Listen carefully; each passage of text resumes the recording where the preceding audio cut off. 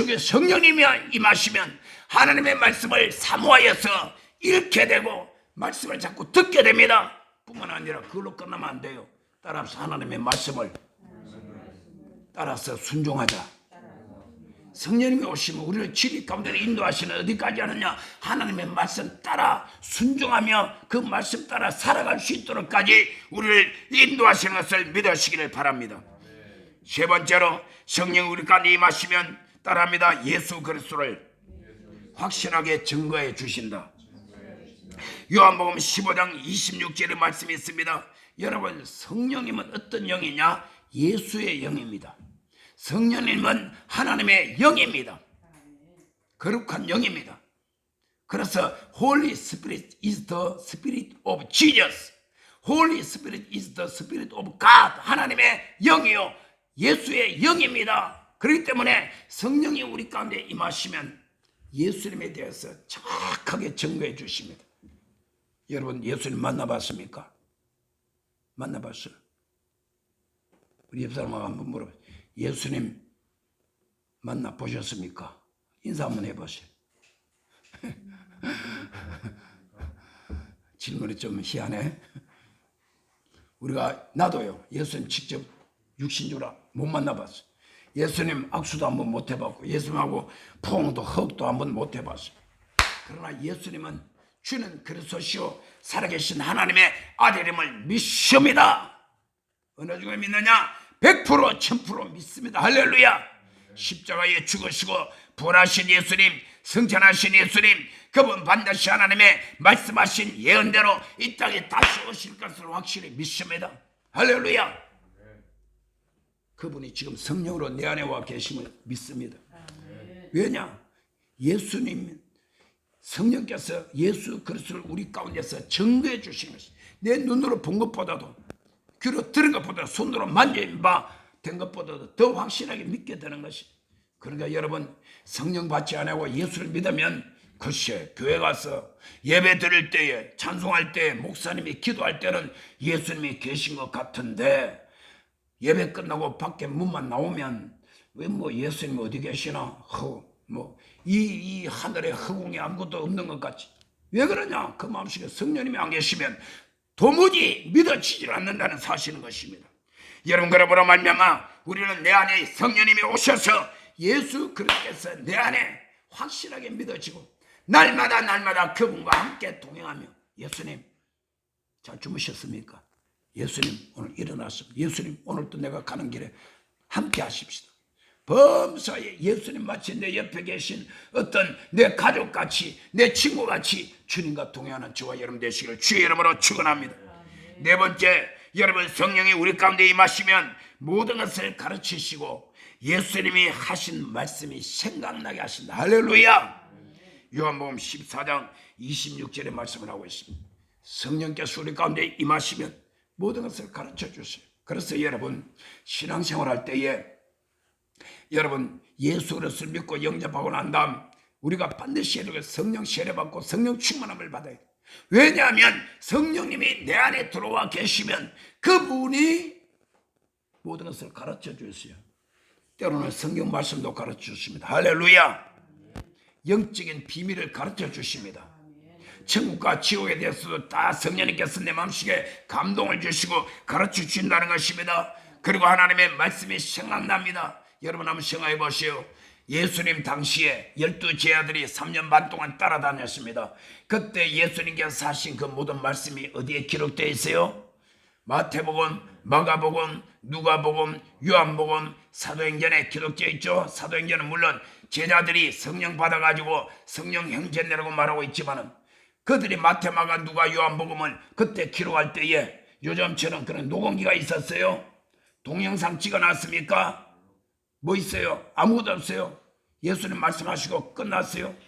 그런데 그들이 오순절날 성령이 그들에게 임하자마자 예수님께서 3년 반 동안 그들에게 가르치고 산에서 들에서 갈릴리 바다에서 집안에서 행하신 그 모든 일들, 하신 말씀 전부 다 기억나게 하셔서 그것을 기록한 것이 마태복음, 마가복음, 누가복음, 요한복음. 할렐루야.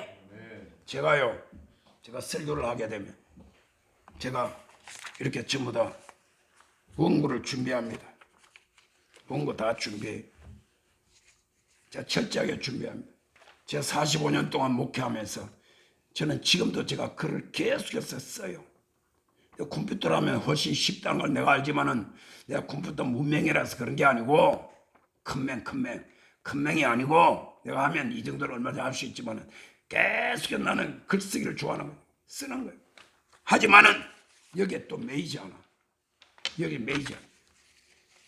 내가 딴소리 안 하고 옆길로 빠지지 않기 위해서 하나님 말씀 딱 정리해가지고 오지만은 그러나 여러분 제가 설교를 할 때에 여기 있는 것만 말이 나오는 게 아니에요. 왜냐? 하나님 말씀을 증거할 때에 내 안에 계신 성령님께서 여기 기록되지 않고 내 원고에 없고 생각지 않은 그런 하나님의 말씀들이 여기서 자동적으로 막 튀어나옵니다. 할렐루야. 막 나가요. 그것도 내가 절제하는 거예요. 어느 정도. 그거 다 하다가는 너무나 길어지기 때문에 나는 그런 감사한 것이 성령님이 내 안에 계셔서 제자들이 예수님이 하신 말씀 생각나게 했듯이 오늘날 성령님은 내 안에서도 하나님의 말씀을 생각나게 하신다. 할렐루야. 내가 알지 못했던 그런 순간까지 그런 말씀까지 막 따발총같이 튀어나오는 것은 성령께서 역사하시기 때문인 것입니다. 다섯 번째, 성령이 우리 가운데 임하시면 따라합니다. 예수 그리스도의 참된 증인이 되게 한다. 예수님이 사도행전 1장 8절에 오직 성령이 너에게 임하시면 너희가 권능을 받고 예루살렘과 온 유대와 사마리아와 땅 끝까지 이르러 내 증인이 되리라 하시느라. 할렐루야. 여러분 한번 제자들의 그 어떤 상태를 한번 볼까요? 예수님 3년 반 동안 따라다니다가 예수님 십자가에 못 박혀 돌아가셨어요. 그들은 한없이 추락되었습니다. 그들의 꿈과 그들의 희망과 소망과 그들이 모든 평소에 예수님과 함께 있었던 그 모든 일들이 일장 춘몽과 같이 다 그냥 추락돼 버리고 말았습니다. 그들은 좌절했습니다. 문고리 잡고 전부 다 방에 들어가서 그들은 떨고 있었습니다. 왜냐하면 그때만 하더라도 예수 그리스도를 십자가에 못 박아 죽였으니 예수 그리스도를 따라다닌 그런 추종자들을 가만히 두겠습니까? 요즘 세상말로 말하면 살벌하고 피바람이 불던 그런 시대 때 아닙니까? 그리고 난 다음 예수님이 부활하셨지만은 부활하신 것만 가지고 그들이 아직까지 힘을 얻지 못해. 그런데 오순절날 그들이 성령이 임하여서 성령 충만하자마자 미리 예수님께서 승천하시기 직전에 말씀하셨던 것처럼 오직 성령이 너에게 임하시면 너희가 권능을 받고 예루살렘과 온 유대와 사마리아와 땅까지 이르러 내 증인이 되려 하신 이 말씀이 그들의 삶 속에 운동력이 되고 그 말씀이 그대로 이루어진 것을 믿으시길 바랍니다. 그랬더니 그들이 자 보시오. 사도행전 2장에 예루살렘 거기에 마가다르보에 성령이 강림하셨죠. 사도행전 8장에 사마리아의 성령의 강력한 역사가 나타났죠. 10장에 가이사라에 거기에서 고넬료 가정의 성령의 역사가 일어났죠. 19장에서 에베소로 오늘날 터키 서남부 지역이에요. 성경에 나오는 대로 아시아입니다. 그때로서 땅끝을 향하여서 하나님 말씀이 증거됩니다. 그러다가 사도 바울을 통하여서 1차, 2차, 3차 선교 여행을 통하여서 오늘날 터키뿐만 아니라 그리스, 이탈리아, 동구라파 저쪽 그 당시 마게도냐와 아가야 지방 그리고 아시아 지방 전체로 하나님 말씀이 증거되어서 이 말씀이 오늘날 드디어 전 세계 지구를 다 덮어서 할렐루야.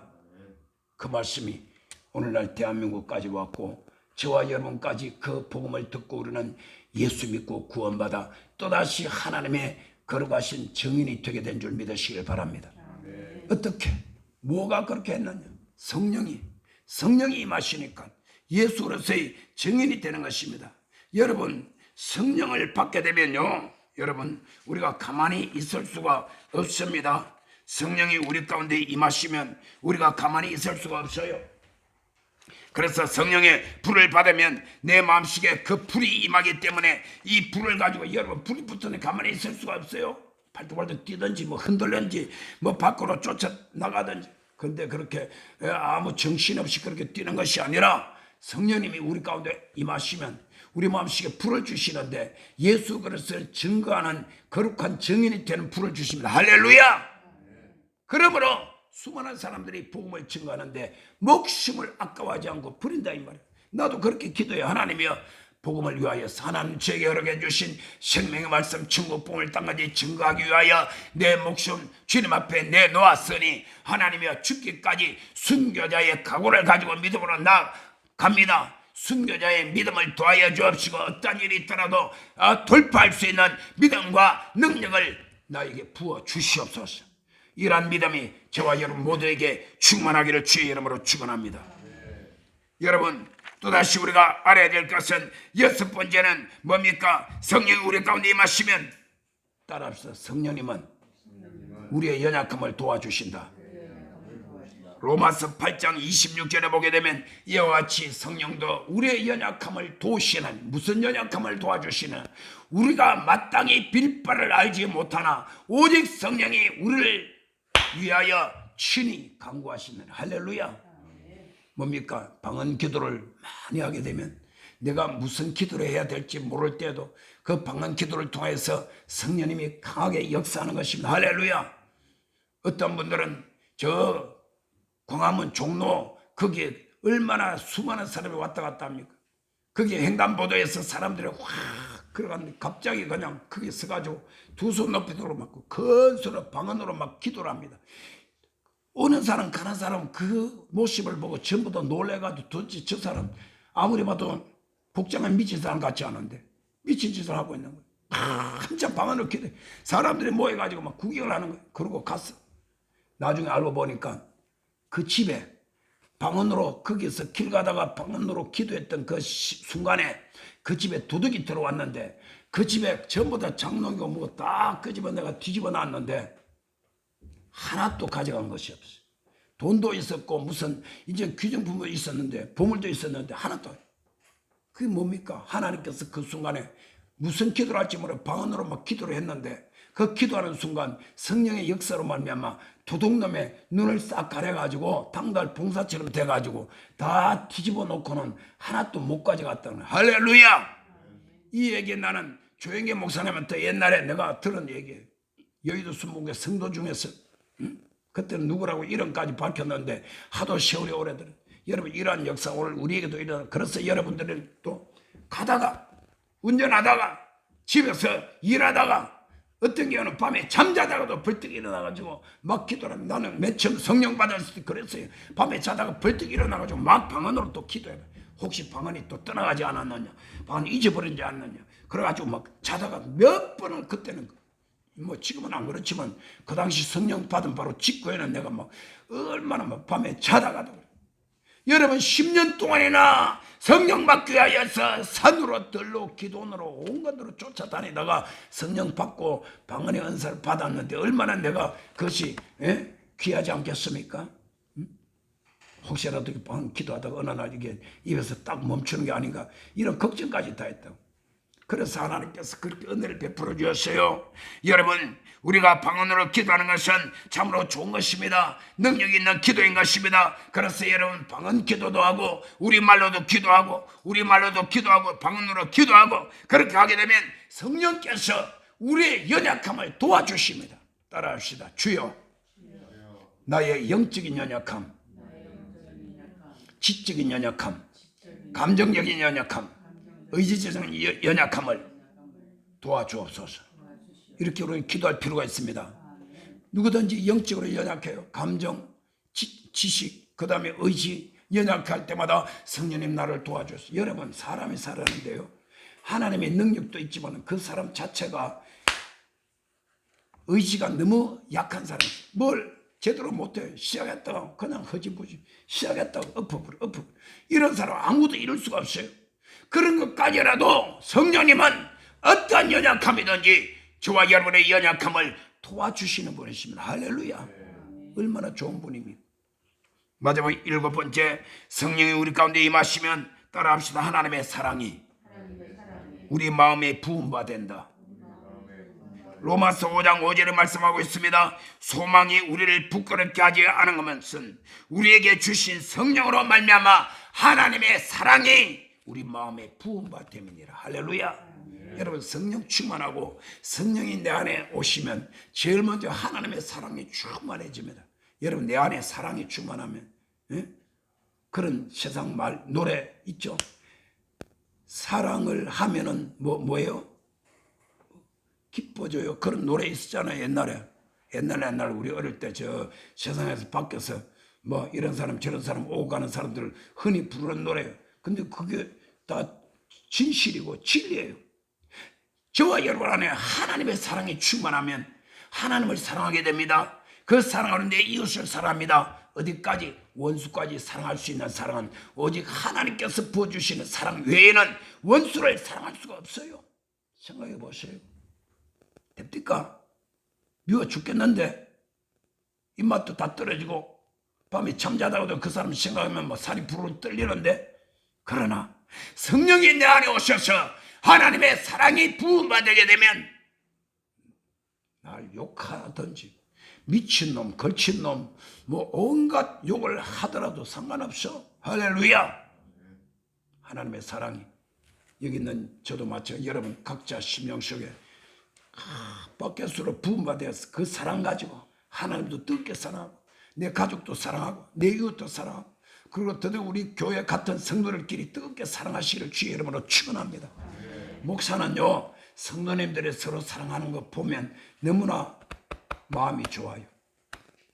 그런데 자기들끼리 서로 사랑하면서 목사를 또 대적하면 그건 안 되지.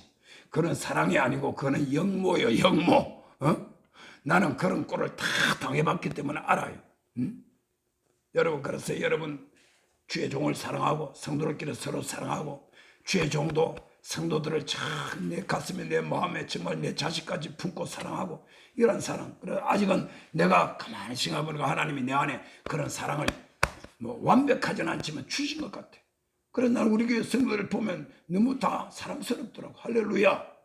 미워할 일이 뭐가 있어요? 나하고 성도하고 서로 원수질 일이 뭐가 있어요? 같이 예수 믿고 목사님은 목숨 걸고 여러분의 영혼을 천국까지 데려가려고 그렇게 애를 쓰는데 그저 감사해야죠. 목사는 또 성도님들 바라보게 되면 얼마나 귀하고 감사합니까? 하나님께 나에게 맡겨준 양떼들을 끝까지 믿음으로 천국까지 가야 되는 이런 사랑이 있어요. 사랑하는 성도 여러분, 오늘 결론적으로 말씀을 맺습니다. 오늘은 오순절 성령 강림 주일입니다. 성령 강림 주일입니다. 2000년이 지났습니다. 그럼에도 불구하고 오늘 또 오순절날 성령이 임하였던 마가다락방에 있던 그 성령의 강림하심과 성령의 역사하심이 충만하심이 오늘 우리 관전 신목에 충만히 임하시며 이 말씀을 듣는 모든 전국 전 세계에 있는 어떤 분들이라도 모두 다 성령의 충만을 받아서 우리 주 예수 그리스도 오시는 그날까지 믿음으로 승리하는 저와 여러분 되시기를 주의 이름으로 축원합니다. 다 같이 자리에서 한번 일어나십시오.